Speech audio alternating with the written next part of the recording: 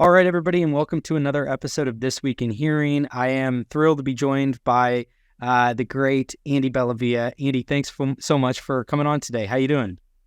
Doing great. My question for you is, who's the host and who's the guest here? I guess technically I'm the host and you're the guest on this one, although I'm sure our roles will continue to keep flipping throughout the conversation. Wow, it's a pleasure to talk together with you. You and I haven't done one of these in quite a long time. I know. It's been a little while. We've done them on the Future Year Radio podcast years ago, but it's been a little bit since you and I have had a chance to sit down and just kind of banter a bit about some of the things that are percolating in our worlds and kind of where our thinking is with that. You're one of the people I most enjoy to hear from, kind of your feedback and your thinking about the changing hearing healthcare landscape. So for today's conversation, I thought it might be a fun one to discuss some of these rumors that are coming out around Apple's upcoming AirPods refurbish or next model that's coming out. So Mark Gurman, who is a Apple analyst and usually pretty spot on with his predictions, put out a piece for Bloomberg back on July 2nd, just kind of talking about some of the different possibilities that he's hearing about what the next iteration of AirPods can look like. And, you know, he basically suggests that we might be seeing more sensors added. So something you and I have talked a lot about in the past is like the ear being this really great, home for biometric monitoring. And one example of this would be body temperature, because like your tympanic membrane obviously radiates your body temperature. So you can gather that metric in a way that maybe is harder to do at the wrist. So we might kind of see, again, that theme of, like data synergy and being able to collect biometrics from multiple inputs and then kind of bringing it all under one roof, a la Apple Health. So that's one interesting possibility that we should talk through.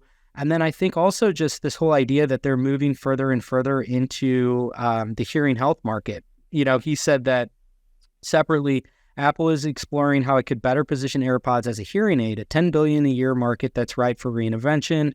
Apple has already added hearing aid-like features such as Conversation Boost and Live Listen, but they don't have regulatory approval. Last year, the U.S. Food and Drug Administration eased hearing aid purchase rules, allowing for over-the-counter sales without exam or prescription. That's created more of an opening, and Apple has hired engineers from traditional hearing aid makers as part of this effort. And he goes on to suggest that, they might actually have their own kind of like pure tone audiometry tests that could be done. I mean, right now you basically have to use like a third party in there, like a Mimi or something like that. But you can kind of see with Apple, they lay the foundation for like future generations of hardware with the software. And I think if you look at Apple Health, you can kind of see some of the clues that they're probably going to move further into this space. Namely with this example being the opportunity for you to upload an audiogram into Apple. So it wouldn't surprise me if that becomes more of a first-party application instead of being reliant on third-party applications. So I think it just continues to suggest that Apple is probably looking at moving further into the healthcare space in general.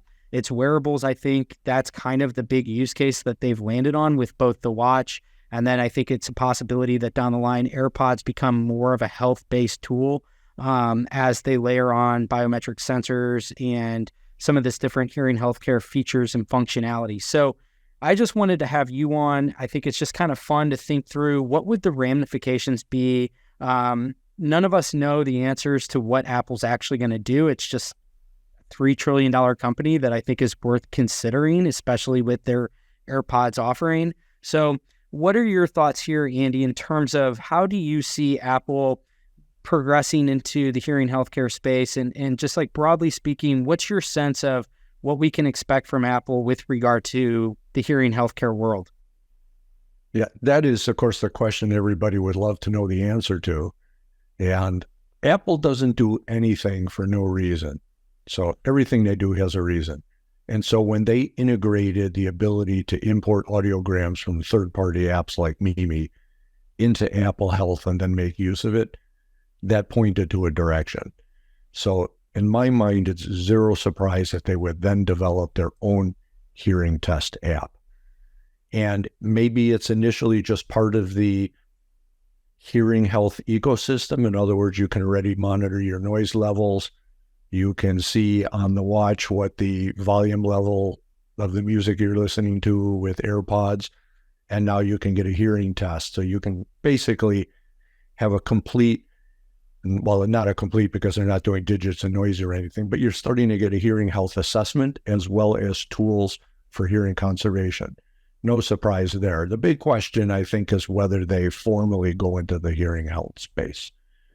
They have been skirting a line a little bit where you can load in a third-party app and make some tuning changes based on, say, Mimi test results.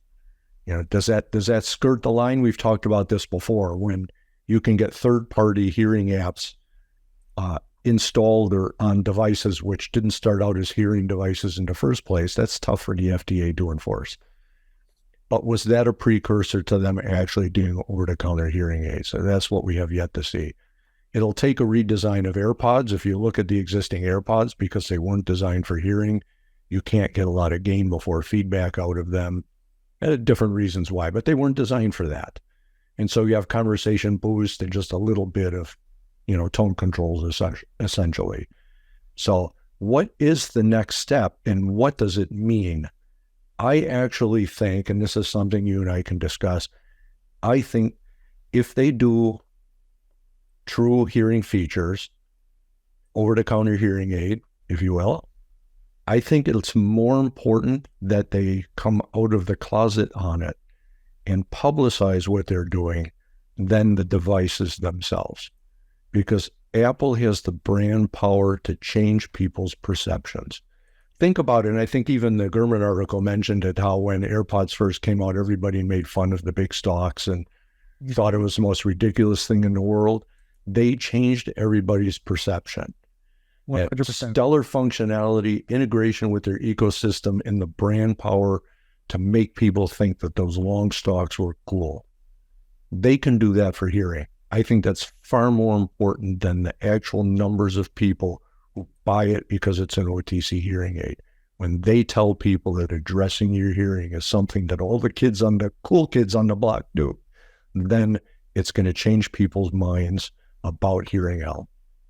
Yeah, no, I think those are really good points. I think the first thing to really think about is, like you mentioned, in my opinion, what the OTC Hearing Aid Act really has done has been to really define what constitutes a prescription grade hearing aid and bifurcated the markets to where you have that. It's predefined, and that's kind of what we've always had, are these devices that are medical grade, FDA grade 1, grade 2 medical device that, is required to be dispensed by a licensed professional, and that is designed to treat moderate to severe levels of hearing loss. That's kind of like, in my opinion, what the hearing healthcare market has always been catering to. There are cases where you can cite that, obviously people that have more mild losses or just anomalous things that maybe don't just fit into that like cookie cutter, moderate, severe, whatever. But at the end of the day, I think that what has happened is that we have this like new market, and people can say, well, there's always been like, the personal sound amplifiers, PSAPs, and, we've had like this era where you've kind of had these things. But I think the point is that they've never caught on in a big way. The people that are wearing hearing aids, for the most part today, are wearing hearing aids that fall into that, kind of clinical grade device bucket. And so I think that, because I think there's a lot of red tape that Apple would have to cross if they do want to get into that. Like, obviously, they'd have to register their devices with the FDA. I think there's an argument to be made that, like, do you really, as a $3 trillion company, want to go after a $10 billion hearing aid market? So are there incentives there? But I think that it still begs the question of this, like, newer market. And I think that the first thing to kind of think through is, like, would Apple even ever market these as hearing aids? Just those words alone are kind of like where that stigma is rooted.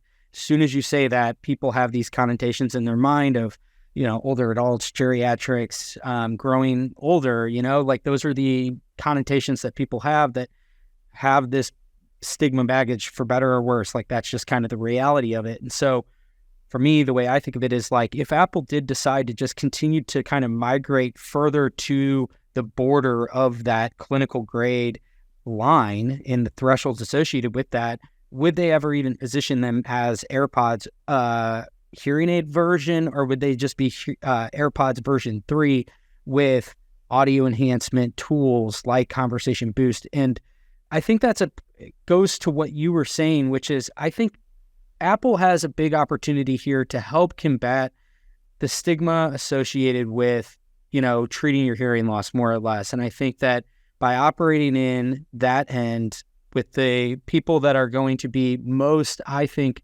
adverse to this whole idea, because the problem hasn't festered to the point to where you really need prescription grade hearing aids. I think there's a gigantic role that Apple can play there, is basically helping to usher in an era where it's cool and it's a different mindset of how people view these more or less hearing healthcare features that reside in a consumer product that might never be marketed as hearing aids or something like that, but more around like what they're doing with Conversation Boost and the way in which they're positioning these features to look more like their enhancements, and the subtleties around, the way they're positioning it, I think is equally important too. I completely agree. And my bet, we'll come back in the future and see if I'm right. My bet is they don't actually go to market as a hearing aid, that it'll be an OTC device from a regulatory point of view, but the way they sell the features will be an extension of what they do now, right? AirPods, great music quality, integrated with the Apple ecosystem. You have, like the new model, you'll have adaptive ANC. So the ANC characteristic changes as you go from the train to out on the street. And then when you go in a loud restaurant, you're going to get an ANC mode with Conversation Boost, and you're going to get some assistance through gain adjustments according to the hearing test you took. And it's going to make everything sound better in any environment you're in, period. Never mentioning the word hearing aid. That would be my guess. And they have some structural advantages, because one of the things the present OTC hearing aid players combat is the return rate, because they're going to market as hearing aids. And so people are evaluating them as hearing aids, and if they don't work for them, they're going to turn them in. And the return rates, from everything I can tell, are fairly high right now. But AirPods are AirPods. People buy AirPods because they work. Okay. Of course, you don't know what Apple's return rate is on AirPods, but I guarantee you they're nothing like the kind of 30% number that's getting thrown around for the present generation of OTC. People are going to buy them because they want AirPods for all the things that AirPods does well, and they're going to get some hearing assistance at the same time. And it's going to be an added benefit. And in the ideal case, they're going to build that around messaging about hearing health, the same way they are with other aspects of health as they monitor through the watch. So in other words, AirPods are going to improve your lifestyle. Here's how they're going to improve your lifestyle. You're not going to, they're going to protect your hearing because of the way they operate when you're streaming. They're going to protect your hearing because when you're using the external microphones, they're going to limit the input level. You've seen people starting to use them as hearing protection devices at concerts because the ambient awareness mode is pretty good. And so they're going to build the messaging around that these are also health devices, even before they put other sensors in. If they start to do hearing, it's going to be part of their hearing health ecosystem you already have. Monitor your noise levels on the watch, protect your hearing with AirPods, right?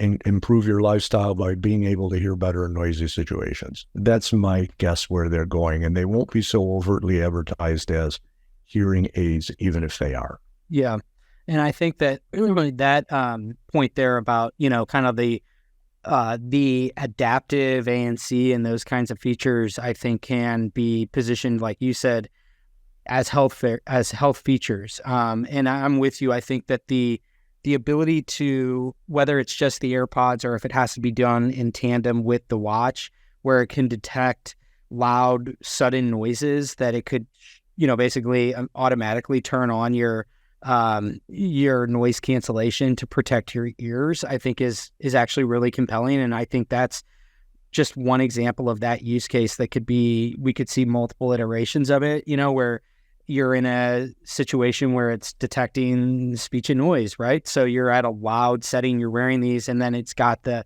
directional mics that gets activated more or less automatically. So I kind of see that being an opportunity that we could see more and more of it's this creep of the consumer brands that are creeping into the hearing healthcare space, because to your point, I think that's actually an extremely important detail when considering why these consumer first products might have more success in this space, which is they're in line with the expectations of the consumer, which is to say that if you're positioned as an OTC hearing aid, your number one expectation is that they need to provide some value in that regard.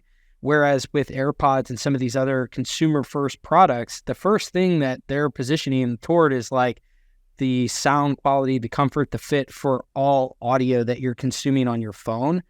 And then, oh, by the way, they have these like additional hearing healthcare features. So I think that it helps to level set with the expectations of why people are buying these things in the first place.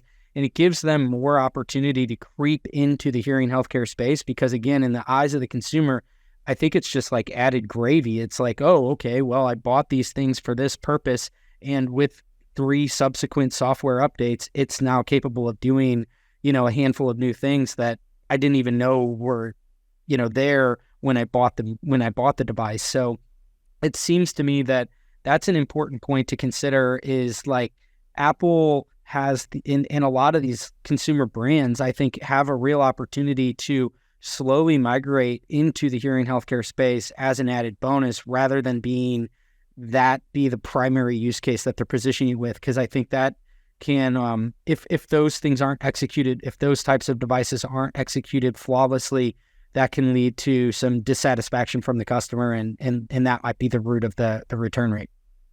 Well, that's right. And also, if you lead with the premise of being a hearing aid, then you're combating the stigma/denial factor. So if we refer to the 3 common reasons people talk about why people don't address their hearing health, it's usually access, price, and stigma/denial. Okay.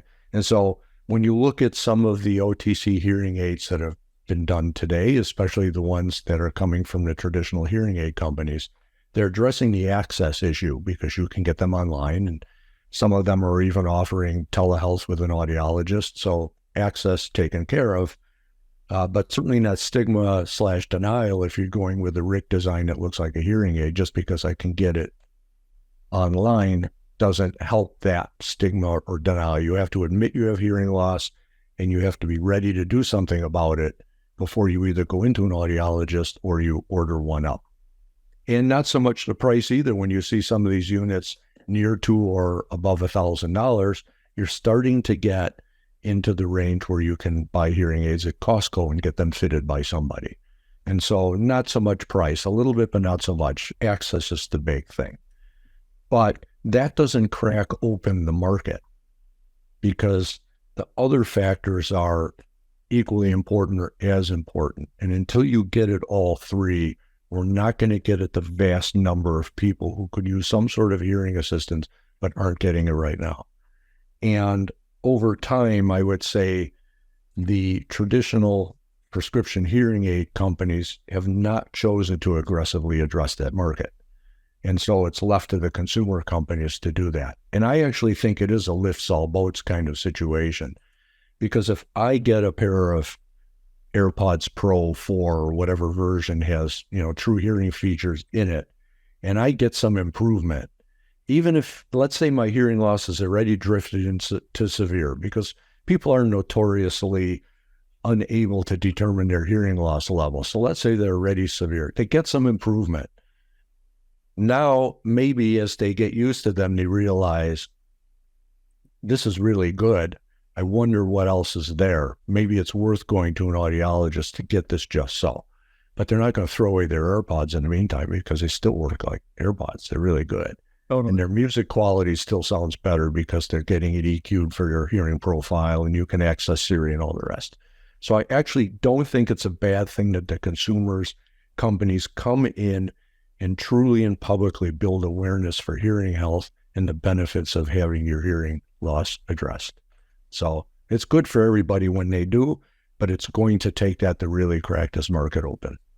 I couldn't agree more about that. I think that it is in a lift all boats sort of scenario. I mean, I think that especially because of this delineation between how far they can go, I think that there will always, as long as the rules are intact like they are now, I think that there will always be this bifurcation and there will be this clinical market. But I do think that, to your point, the number one obstacle for increasing adoption is, I think, people becoming aware of how much their hearing has regressed. And I think that a mass exposure event like people with their consumer grade devices with these subsequent updates, or even just the hardware that you upgrade over time, it has these new features. I think that's such an important aspect of these, is like, that's not really why people are buying them. But if it's an, oh, by the way, and it gives people that exposure to, here's what this audio enhancement sounds like, that's probably going to be more effective than just about anything, is to like truly be able to, I'll believe it when I kind of hear it type thing, is like giving people that firsthand experience of what this sounds like is going to probably be a lot more effective than any other method. And we know this to be one of those types of health conditions that just very slowly, typically speaking, regresses. And so it's very hard to actually detect that this is occurring. But if you had a way to objectively do these measurements, and that's why I think, like, again, especially here in the US market, with as dominant as the iOS ecosystem is like, you have to look at the totality of what Apple's doing across all of its lines.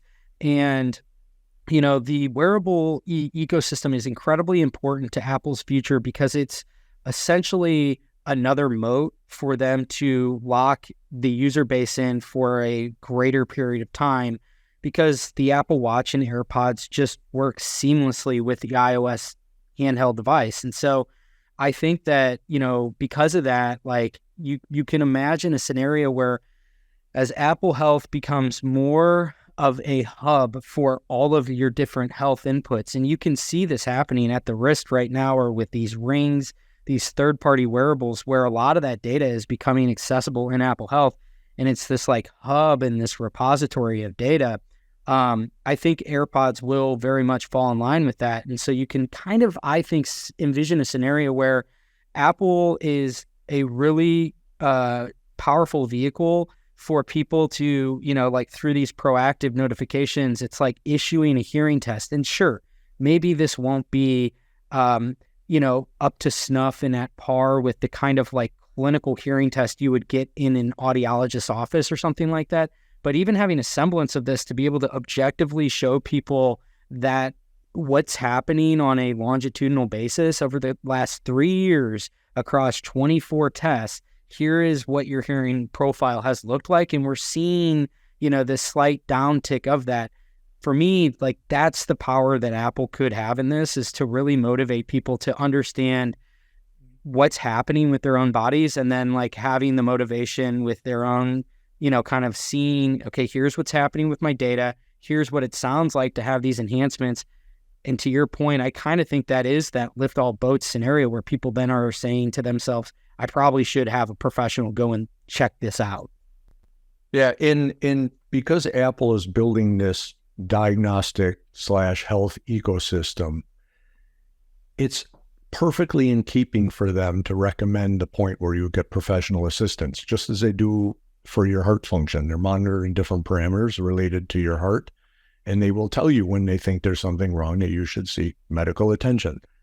There's no reason why they should do that with hearing either. In other words, they're not going to reduce the sale of AirPods because they tell you your hearing loss is out of the bounds of an OTC device, and we recommend you seek professional assistance. And so they can be a positive force there. And for that reason, I think that the hearing care professionals in the driver's seat here, that building health features or hearing health features into AirPods is not going to be a danger to hearing care professionals. If anything, it may send more people towards them. Even people who might be within the bounds of OTC hearing aids may be encouraged to seek a professional assessment so they know exactly where they are, and others may be recommended to do so based on the hearing test results that Apple Health delivers to you. So I think actually it's a great spot for hearing care professionals to be in. Plus, they have other ways to improve a person's lifestyle, something we've talked about before.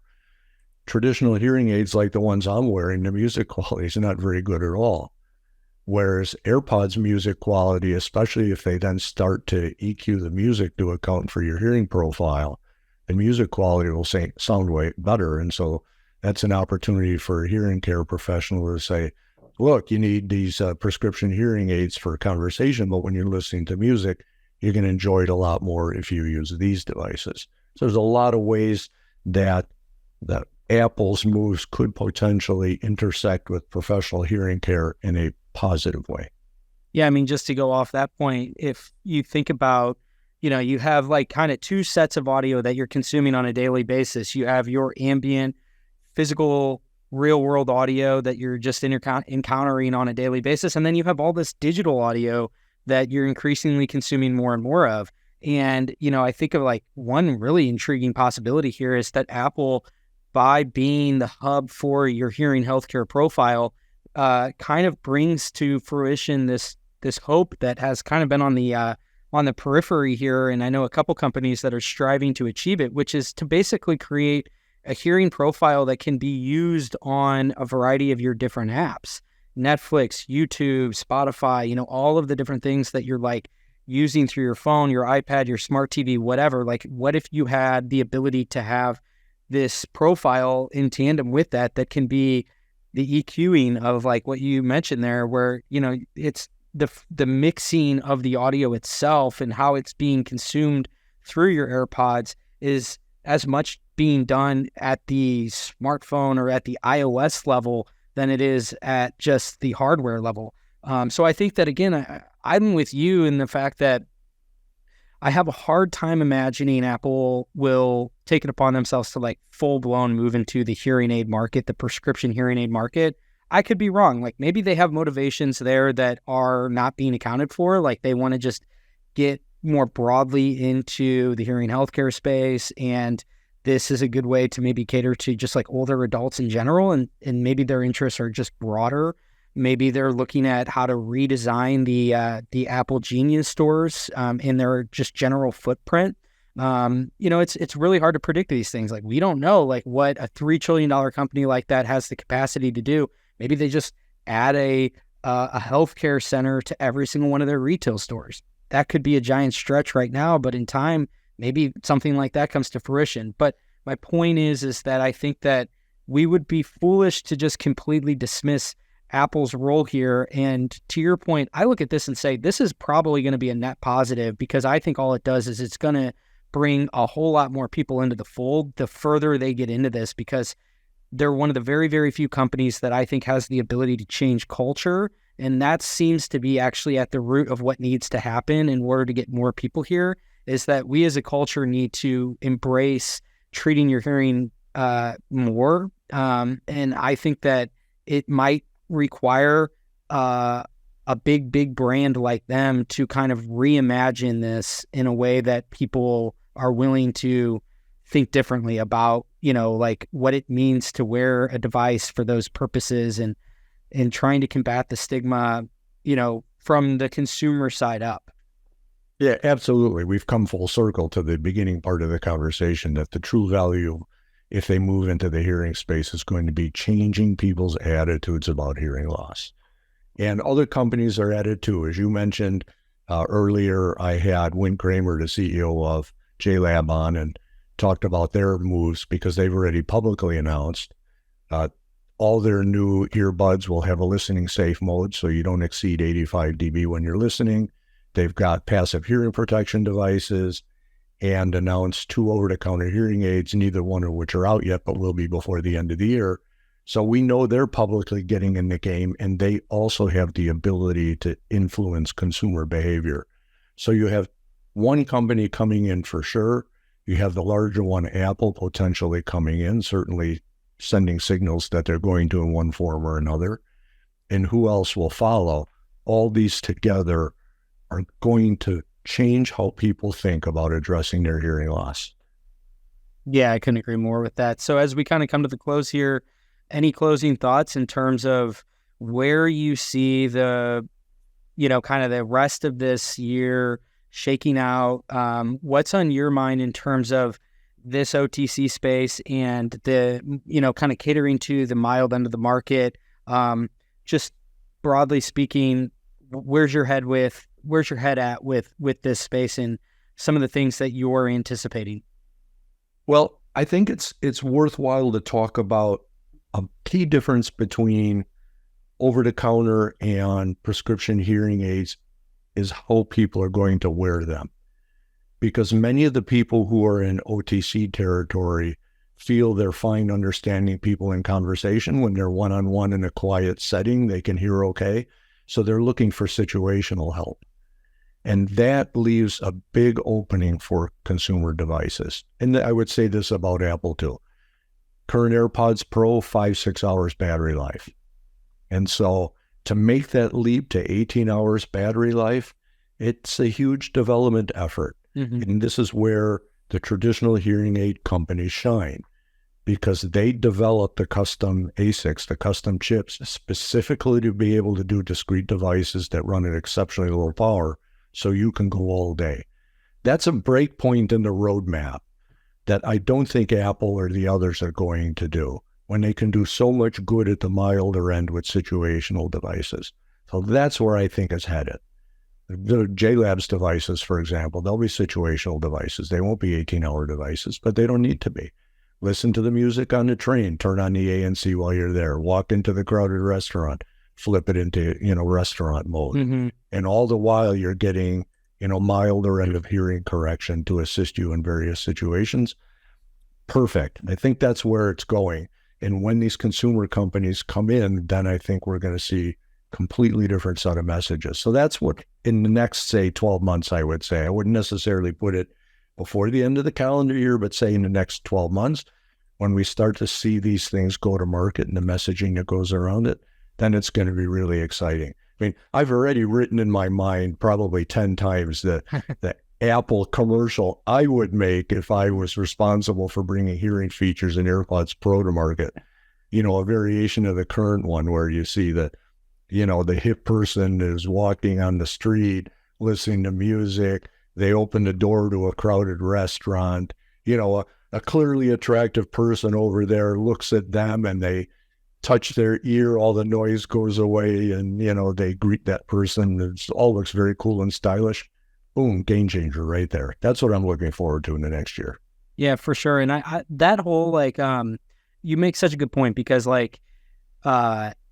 I think that the answer here isn't necessarily to make like a watered down hearing aid to solve for these situational situations. Like you said, one of the biggest limitations that a lot of these like DSP based products are going to run into, if you are comparing them apples to apples, is going to be the battery power. But to your point, it might just be that you need something that's situational, that you can use these little pocket chargers, pop them in, pop them out for those times. But that kind of begs the question, I think the noisy, crowded restaurant is the best real world scenario to think through of what would a consumer actually want to solve for that? Because you kind of present another issue, which is, sure, you're, if the hearing aid RIC form factor isn't going to necessarily be the one that you want to use for that situational, setting, do you need something that looks like an AirPod? And then does that kind of present a challenge because people are like, I don't want to have something that draws attention to myself. And people are like, what are you doing wearing it, Bluetooth headset at dinner? And again, I think that's where Apple has the ability to usher in this whole idea, in a big way. I think that someone's going to have to start to kind of plant that idea in the masses' minds of, there is an option that exists for these noisy situations. Do we need something that's sort of analogous to cheaters, and it's like similar price point? Like, could we get those JLab, situational devices for like $50 down the road? And is it a single application that's being used there? And how does this become made aware for people? Like, do you, in the same way that you can go to a nice restaurant, you can request cheaters to be able to look at the menu? Will we look at a scenario in the future where that same restaurant might have some of these different, cheaters for your ears that are designed for people that struggle to hear in the restaurant? So like, that's what's going through my mind is a lot of the technology is there, or it's percolating and it's almost there, but it's these cultural challenges that I think are the big uphill battle, and why I'm actually really excited about Apple moving further into this area, because I think that from a cultural standpoint, Apple's going to be able to make a really big impact here, because without that, I think you are you're still presented with issues where I don't know how these kinds of things get solved for, in light of the fact that the social behavior around it is a little alien to what we do right now. Yeah, and you make a really good point there, because earbuds have a little bit better off, because even hearing aid companies are starting to make earbud type, wholly in the concha type devices. And of course, New Hero has been added for a long, long time too. But AirPods specifically have been advertised heavily as consumption devices, streaming music. And a lot of people will say, oh, look, there's no stigma about wearing these devices because people walk around all the time with AirPods on. They walk around all the time with AirPods on when they are functionally alone out on the street where they're not interacting, but there's still a cultural barrier to wearing them in social settings. But if they go public with the hearing features and they show somebody walking into a restaurant and flipping them into restaurant mode or using them as a hearing device, they will also change the attitudes of people who aren't wearing them. So in other words, I may not need a hearing device, but I see Apple advertising people wearing these in a restaurant. Well, when I see people wearing them in a restaurant, I will have already gotten the message that they're doing it because they want to hear me better, not because they want to tune me out. And this is where I think all of the consumer brands will play a role when they go public. Now, it looks pretty clear to me that JLab's going to be first in terms of mass market consumer brand coming to market with hearing devices. So I'm really interested to see how they bring it to market and how successful they are. Their preset device will be $99, they announced. Their self-tuning device will be something higher. They haven't publicly said the price yet. It'll be something higher, but clearly consumer level pricing, maybe $200 or $250. That's my guess based on what they offer today. So we're really going to see how that plays, how they bring it to market, and how people's attitudes change, how the press covers it. And that's going to be an exciting start to the consumer entering the hearing space.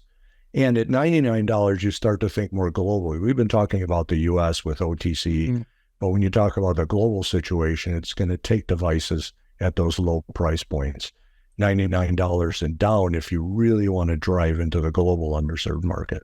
So this, I think the runners have run the preliminary laps, and now we're going to head to the starting line, and, the starting gun's going to go off, and we're really going to see how well OTC devices change people's minds about hearing. So the gun hasn't gone off yet, but I'm really looking forward to the race when it does.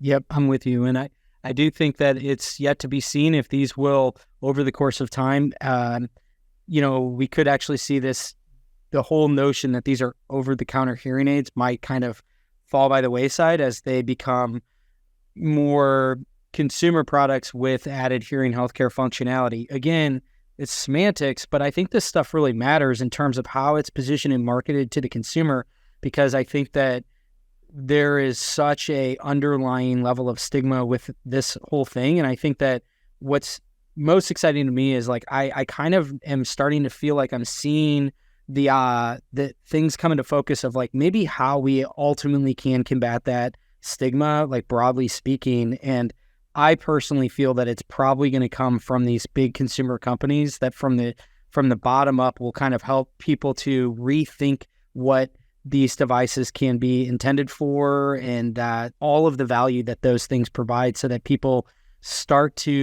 we move to a point to where we treat hearing healthcare in the same way that we do our vision, which is to say that nobody really bats an eye when they see people wearing eyeglasses. I kind of think that's the goal here. And for me, I think that there is some really exciting things to be thinking about how maybe that happens.